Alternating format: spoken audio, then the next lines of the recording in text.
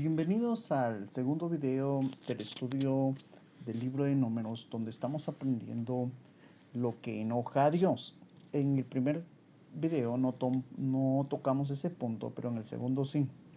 Así que iniciamos con el objetivo de que entendamos lo que enoja a Dios para no hacerlo. Introducción. Su nombre deriva de dos censos o numeraciones de los hombres israelitas, descrito en su interior. Números 1:26. De los hijos de Judá por su descendencia, por sus familias, según las casas de sus padres, conforme a la cuenta de los nombres, de 20 años arriba, todos los que podían salir a la guerra. El nombre es utilizado primero en las versiones griegas y latinas. La versión hebrea lo describe con el nombre en el desierto, que se dice Benidbar. El nombre del libro de Números fue creado cuando los griegos adoptaron la Biblia, digamos, o se creó la primera Biblia en el idioma griego. Ahí fue donde surgió y fue reconocido este libro como Números. Lo mismo es cuando el canon latino o católico declara este libro, lo declara con el nombre Números.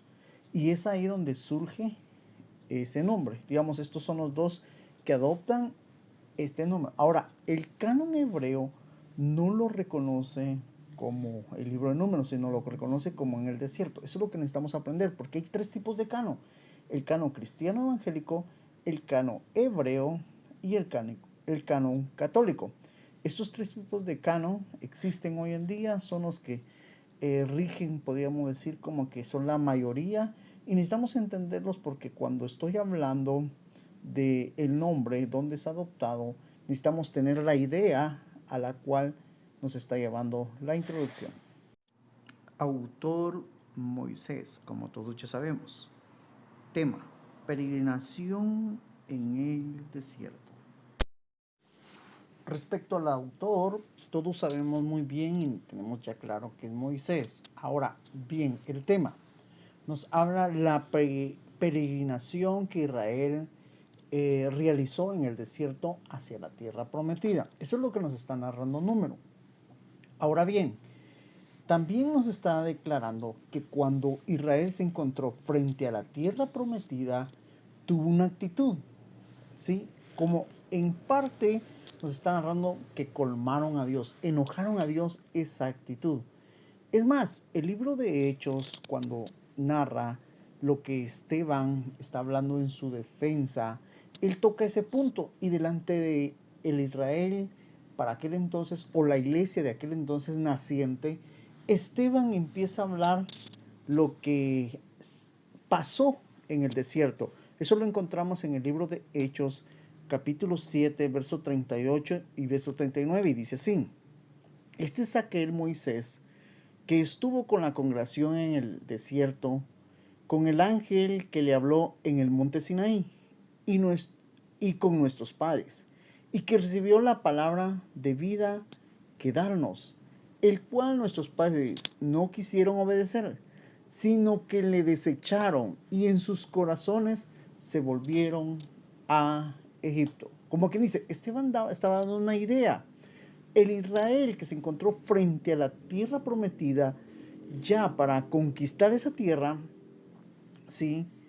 Al negarse, al oponerse también al plan de Dios, hicieron como que realizaron o hicieron notar lo que había en sus corazones. Posiblemente el ambiente para ellos no era lo mismo, porque necesitamos entender que estaban en el desierto frente a la tierra, digamos, lo que les rodeaba no era lo mismo. Pero lo que había en su corazón nació en ese momento, o surgió en ese momento, o salió al verlo.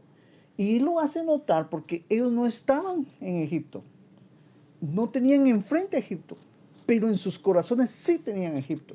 Y eso fue lo que molestó a Dios. Lo vamos a ir viendo poco a poco un poquito más, pero Esteban hace notar por qué el Señor se molestó y por qué ellos desobedecieron y por qué tomaron esa actitud. Propósito: Números fue escrito para contar por qué Israel no entró a la tierra prometida la primera vez que lo intentó. Esto lo encontramos en Números 14, del 1 al 4. Y dice así: entonces toda la congregación gritó, dio voces, y el pueblo lloró aquella noche. Y se quejaron contra Moisés y Aarón todos los hijos de Israel. Y les dijo toda la multitud: ojalá muriéramos en la tierra de Egipto, o en este desierto, ojalá muriéramos. ¿Y por qué nos trae Jehová a esta tierra para caer a espada? ¿Y que nuestras mujeres y nuestros niños sean por presa? ¿No nos sería mejor volver a Egipto? Y decía el uno al otro: designamos un capitán y volvamos a Egipto. Respecto al comentario del propósito, digamos, de por qué Moisés escribió este libro y lo dejó para que las generaciones futuras lo entendieran, hoy nosotros la iglesia, es que necesitamos entender que Israel estaba enfrentándose a la negatividad que todos los seres humanos tenemos. Veámoslo de esta manera. Todos de cierta manera creemos que por el hecho de que vayamos con Dios, o que Dios es amor y que todo lo espera, que todo lo soporta, o porque Dios es el Todopoderoso, creemos que el Evangelio o creemos que los asuntos con Dios son fáciles. Digamos, no tengo que hacer nada, todo lo hace Dios, ¿sí? Muchos enfrentamos eso. Tenemos que entender que la negatividad está en nuestra carne, es lo opuesto, digamos. Dentro de nosotros está lo que es positivo y lo que es negativo. Lo positivo es de Dios y lo negativo, pues ya sabemos que no es de Dios, es el pecado. Cuando nosotros somos llamados a un propósito, tenemos que entender que es un propósito. Porque necesitamos entender que Dios anda buscando que sus hijos también sean rentables, sean positivos, sean personas para bien, personas entrenadas. Esto es también semejante a como cuando alguien busca un empleado, digamos una empresa busca un empleado, busca lo mejor. Oigamos, Dios también quiere lo mejor, pero para que lleguemos a ser los mejores, necesitamos pasar procesos. El desierto era el proceso de Israel. La escasez, el hambre, las situaciones difíciles, es el proceso que la iglesia hoy necesita pasar. A nosotros se nos fue por un tiempo predicado que viniéramos al Evangelio, que cuando viniéramos al Evangelio se iban a caer los problemas, nuestras soluciones económicas se iban a solucionar. Y pareciera que en el Evangelio teníamos todo, y pareciera que muchos vinieron al Evangelio, pero cuando se dieron cuenta que después de aceptar el Evangelio les empezó a ir mal en muchas cosas, muchos desistieron, muchos se alejaron de Dios. Eso es normal. La negatividad siempre va a venir a nosotros. Pero necesitamos entender que necesitamos pasar el proceso, necesitamos pasar el desierto para llegar a la tierra prometida. Y necesitamos entender que la tierra prometida también implica trabajo, también implica esfuerzo. Escuchaba una vez a un varón y me decía: yo pensé que la tierra prometida era como algo suave, algo gratis. No había entendido que la promesa o la tierra prometida también se trabajaba. Como que al tener tierra, ellos iban a sembrar, iban a trabajar, iban a solearse, iban a regar la tierra, iban a labrar la tierra. Digamos, eso implicaba trabajo. Aparte de eso, necesitaban emprender una guerra contra los que tenían la tierra.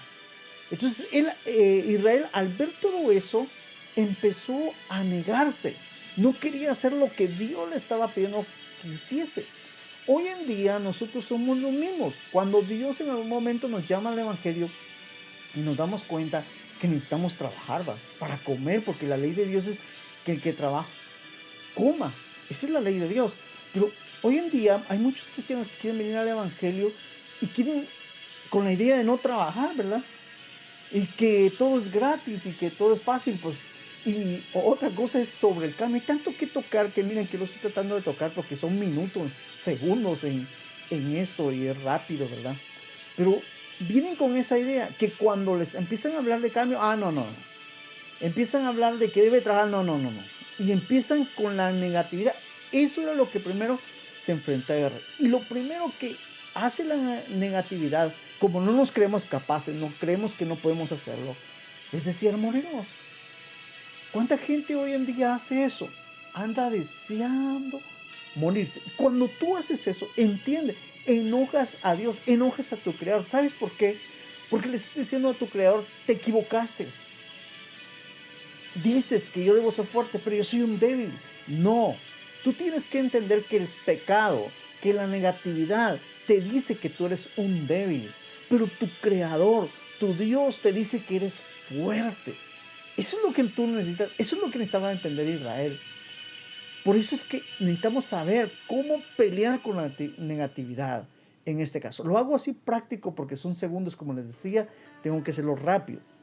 Así que, punto número 1, debes aprender a pelear con la... ¿Y cómo vas a pelear con la negatividad? Informándote, teniendo conocimiento bíblico, para obtener sabiduría, como quieres saber cuándo aplicar esa palabra, y tener discernimiento cuando la negatividad te está combatiendo, cuando quiere que tú tomes una actitud que enoje a Dios.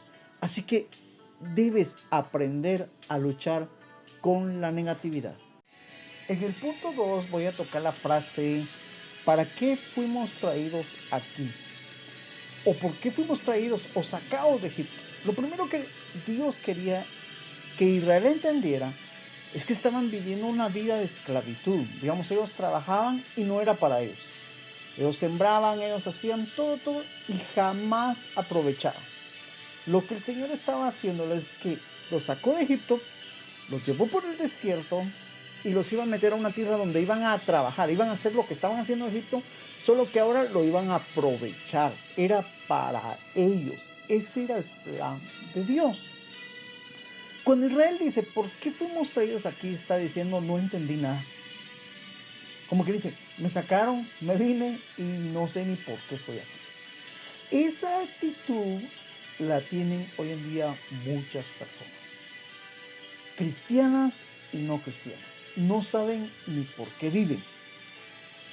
Entendamos, necesitamos tener un propósito para vivir. Yo conozco madres que lo tienen por sus hijos, otros lo tienen por su esposa, por casa, esposos y así por la familia. El primer objetivo bueno y razonable que necesitamos entender es por Dios. Digamos, ¿por qué el hombre inventó dioses? Porque necesitaba adorar, necesitaba motivarse, necesitaba rendirse a alguien. Entonces deseó dioses y creó dioses. Y Dios se lo permitió porque hasta aquí nos damos cuenta que existen. Le atribuyeron, le atribuyeron nombre a lo que no es Dios, pero para ellos es Dios. Ahora bien, nosotros necesitamos entender que Dios nos quiere sacar de la adoración a esos dioses, que si nuestra motivación antes era un cierto Dios que no es Dios, ahora que venimos a Dios, tenemos una razón por qué. Porque cuando nosotros nos enfocamos en que nuestro punto, nuestro anhelo es salir del mundo, ¿sí? Llevar el proceso y recibir las promesas de Dios, entendemos y no vamos a saber para qué nos trae Dios. Se los digo porque a veces yo voy a muchas iglesias y a veces les digo, bueno hermanos, ya entendieron, ya terminamos este estudio, ahora les va a tocar predicar y enseguida todos se quedan. A mí, ¿y yo por qué? ¿Se acuerdan? Voy a hacer un pequeño resumen del anterior video. Les dije, una persona enamorada hace, ¿sí? Lo que quiero que entendamos para que podamos entender, voy a tocar este punto. Necesitas enamorarte de Dios. Porque cuando tú te enamores de Dios, Dios te va a decir, anda a predicar, vas a predicar. Cuando tú te enamores de Dios, anda a orar, vas a orar. Cuando tú te enamores de Dios, lee la Biblia y lo vas a hacer porque estás enamorado. Hago esta figura porque conozco mujeres que se han enamorado. Los padres dicen, mira, no, ese peludo, no, no te conviene, mira esto. Y eso quiere ella. ¿Por qué? Porque está enamorada. Entonces, les dije también en el video anterior que solo los enamorados, oigan, vamos a hacer cosas que son de admirar ustedes. Y tomo esa imagen porque créanme que necesitamos hacer eso. ¿Por qué? ¿Por qué toqué el enumeramiento en el anterior video? Porque necesitamos comprender que cuando nosotros nos enamoremos de Dios, ya no vamos a enojar a Dios. Digamos, una persona enamorada no enoja a la otra. En primer lugar, Dios está enamorado, Dios nos ama y quiere lo mejor para nosotros. Nosotros necesitamos entender que Él nos está sacando del mundo, nos está llevando por el proceso. Yo sé que aguantar hambre a veces en el Evangelio no es fácil, pero Dios quiere saber lo que hay en tu corazón. Cada situación, Dios quiere saber cómo te comportas. Por eso es que necesitamos entender los procesos de Dios. Ahora bien, vamos a tratar de sacarle provecho más a lo que estamos estudiando.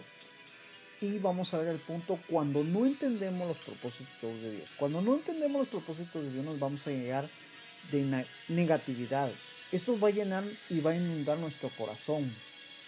¿Han escuchado el verso cuando dice, de la abundancia del corazón habla la boca? Entonces, cuando ya estemos inundados de toda esa negatividad en nuestro corazón, nuestra boca lo va a empezar a hablar. Eso fue lo que habló Israel, porque no entendió el proceso. Ahora bien, en el libro de Santiago, capítulo 3, verso 6, el escritor acá, que es Santiago, nos da a entender sobre el cuidado que debemos de tener en cuanto al trato de la lengua. Santiago capítulo 3, verso 6, vuelvo a repetirlo, dice, y la lengua es un fuego. Nos está dando a conocer qué es un mundo de maldad. La lengua está puesta entre nuestros miembros y contamina todo el cuerpo e inflama la rueda de la creación y ella misma es inflamada por el infierno. Lo que está diciendo Santiago aquí es la influencia, digamos, yo les decía, la influencia de nuestra carne contamina nuestro corazón llega a la lengua y hablamos.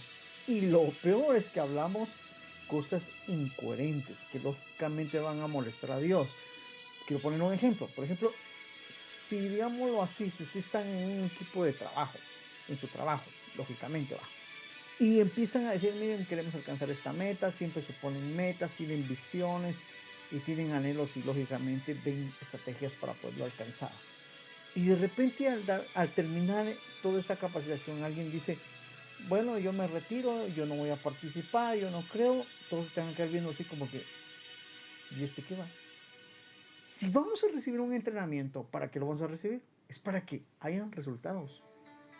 Y si una persona recibe un entrenamiento y al final dice no, todos lo verían y entonces, ¿qué estamos haciendo aquí, va?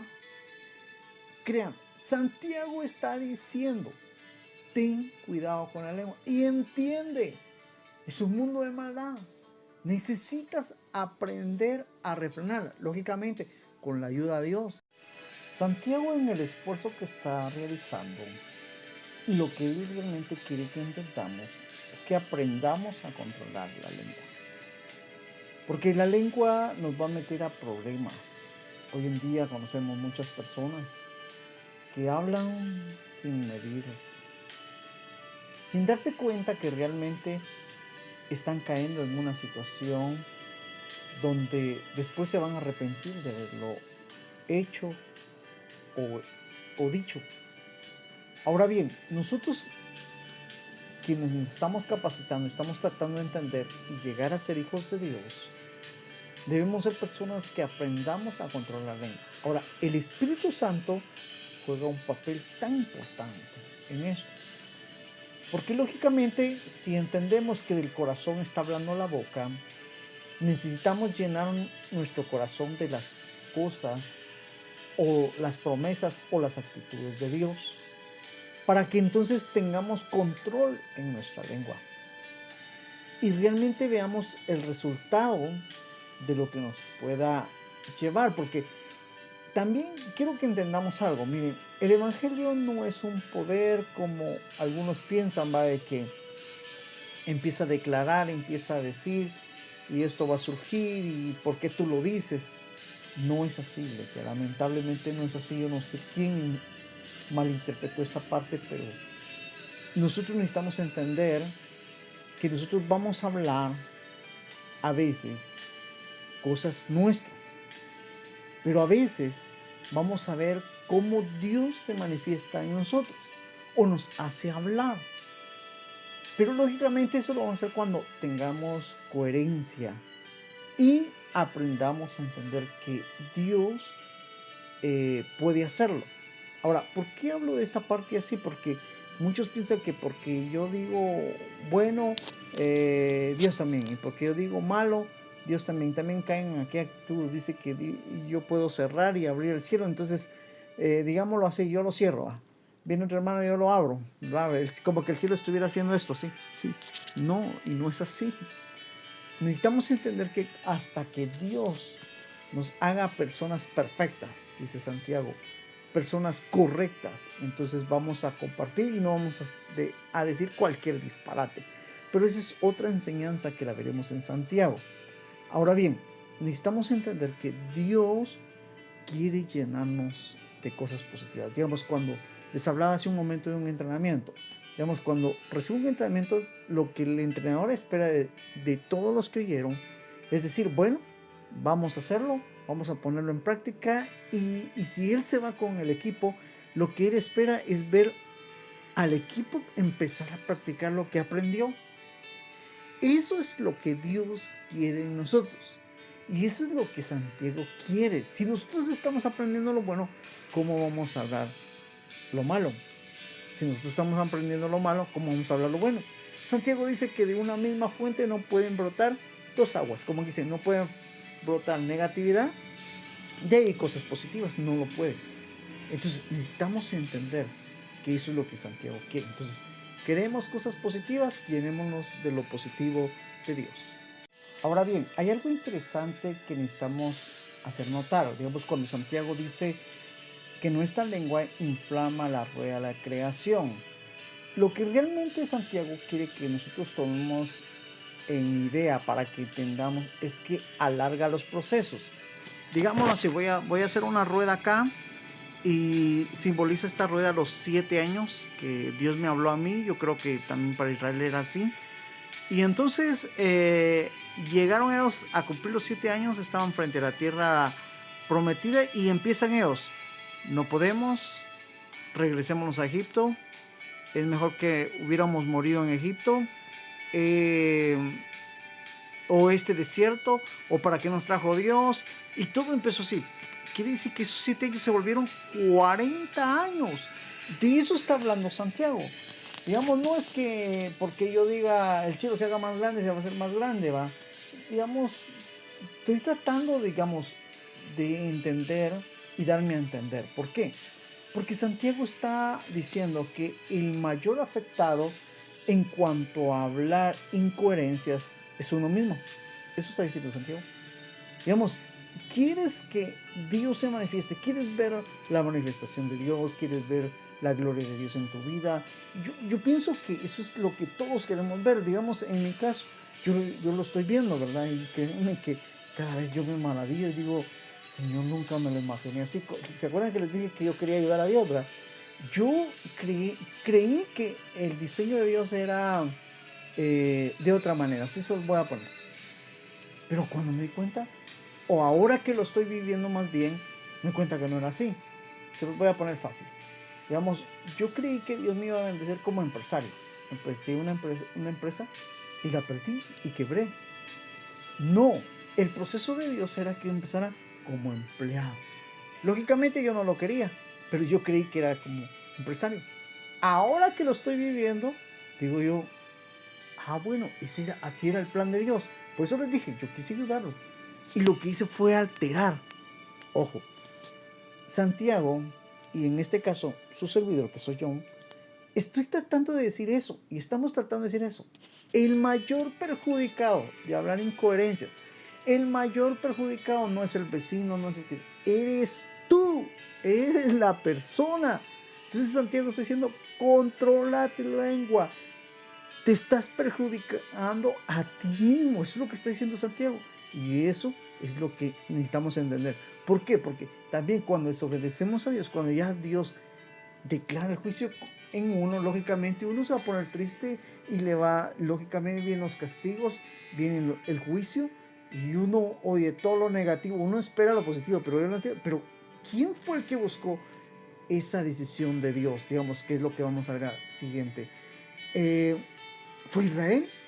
Ellos provocaron a que Dios se enojara, entonces Dios tomara una actitud. ¿Pero por qué? Por la actitud de ellos. Así que eso es lo que Santiago quiere darnos a entender. Tu servidor también razona, piénsalo bien. El mayor perjudicado eres tú. Y yo pienso que sí, nos vamos a perjudicar por algo que no vale la pena, no lo hagamos. Bueno, este video se alargó un poquito, pero se alargó porque realmente créeme que lo que quería era transmitir lo que he aprendido. Hay tanto que decirlo, créeme que a veces quisiera explicar punto por punto, pero eso serían, bueno, normalmente en una iglesia lo he hecho en una hora, hora y media, no, hora, 15 minutos no me han dado más. Bueno, hubo una que sí, hora y media, y bueno, ahí ellos se aprovecharon un poquito más la explicación. Yo lo he tratado de hacer un poquito menos porque tampoco quiero hacerlo aburrido, o entiendo de que hoy en día no todos tenemos una hora como para ponerle atención. Pero el plan es esto, tratar de transmitir lo que Dios me ha enseñado, lo que aprendemos a través de la Biblia y el hecho de poner en práctica la palabra. Y créanme, cuando uno se da cuenta que algo es perjudicial para uno, uno lo tiene que evitar. Es como, y pongo un ejemplo por último, es como cuando la persona va al médico y le dicen, mire, usted está malo del corazón porque todos los sábados come chicharrón. Y bueno, conozco personas que tienen ese hábito y la mayoría les han dicho eso. Y, y se quedan así, va. Entonces entienden por qué hay un perjuicio, ¿verdad? Y se lo han hecho ellos mismos. Entonces necesitamos entender eso. ¿Qué han hecho estas personas? Dejar de comer chicharrón. ¿Para qué? Para que entonces recobren su salud. Eso es lo que necesitamos entender. Estas enseñanzas nos quieren llevar a darnos cuenta. Muchas veces he conocido gente que dice, mire, yo estoy mal por esto, yo estoy mal por esto. Echan la culpa al vecino, al papá, a la mamá. Pero no se han dado cuenta que a veces son sus indecisiones o su falta de, acción, de trabajo, de esfuerzo. Entonces, muchas cosas son más de las que cometemos, digamos, son más las que cometemos nosotros mismos contra nosotros mismos que los que nos rodean. Así que en esta enseñanza aprendemos, y gracias a Dios pues Moisés escribió esta enseñanza. De ella podemos sustraer, pues leer todo el libro número, te vas a dar cuenta de todo eso. Y créanme, esto está muy bonito, estoy contento por compartirlo y lo hago con todo mi corazón para que sobre todo puedan alcanzar y ver las promesas de Dios en sus vidas.